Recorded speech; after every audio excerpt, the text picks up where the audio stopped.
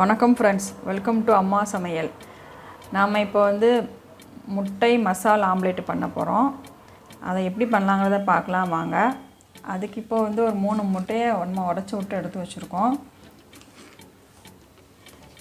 இதில் ஒரே சின்னதாக பார்த்து ஒரே ஒரு தக்காளி பழம், அதை பொடியாக நறுக்கி அதை இதில் போட்டுடலாம்.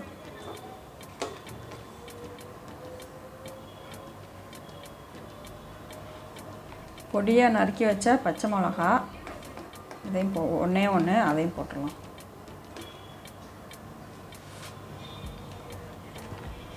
அப்புறம் ஒரு பெரிய வெங்காயம் சின்னதாட்டு எடுத்து அதை பொடியாக நறுக்கி வச்சுருக்கு, அதையும் போட்டுடலாம்.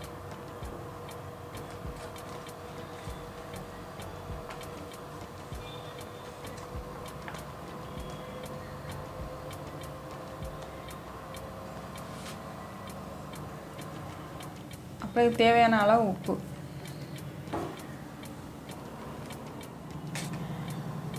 அரை டேபிள் ஸ்பூன் மிளகாய் தூள், அதையும் போட்டுடலாம். 1/4 ஸ்பூன் மஞ்சத்தூள், அதை போட்டுடலாம். அரை ஸ்பூன் மிளகுத்தூள், அதையும் போட்டுடலாம்.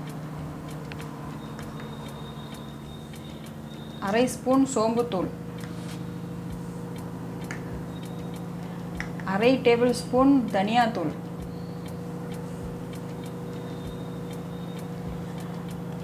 அரை ஸ்பூன் ஜீரகத்தூள்.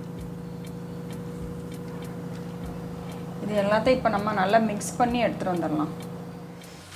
நம்ம இப்போ நல்லா மிக்ஸ் பண்ணி எடுத்துகிட்டு வந்தாச்சு.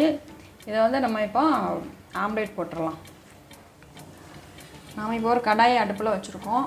இதில் நம்ம இப்போ தேங்காய் எண்ணெய் தான் ஊற்றி ஆம்லேட் போடணும். தேங்காய் எண்ணெய் தான் நல்லா வாசனையாக இருக்கும்.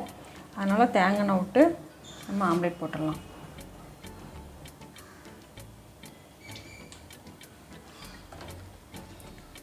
இந்த ஆம்லேட் நம்ம சும்மாவும் சாப்பிட்டுக்கலாம், இல்லைன்னா சாதத்து கூட சைட் டிஷ்ஷாகவும் யூஸ் பண்ணிக்கலாம். இப்போ இந்த எண்ணெய் கொஞ்சம் சூடாகணும்.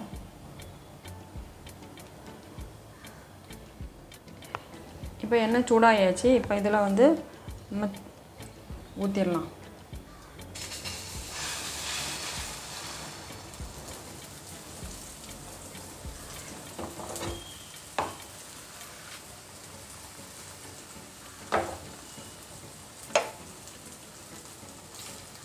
நம்ம என்ன அளவு தேவையோ அந்த அளவுக்கு தேவையானதை ஊற்றி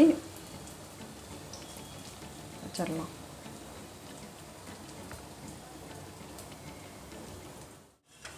இப்போ நம்ம திருப்பி போட்டாச்சு.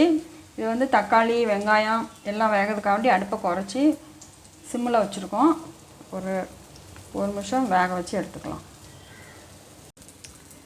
ஒரு சூப்பரான சுவையான ஒரு முட்டை மசாலா ஆம்லேட் இப்போ ரெடி ஆகியாச்சு. நம்ம இப்போ இதை எடுத்து பிளேட்டில் வச்சிடலாம்.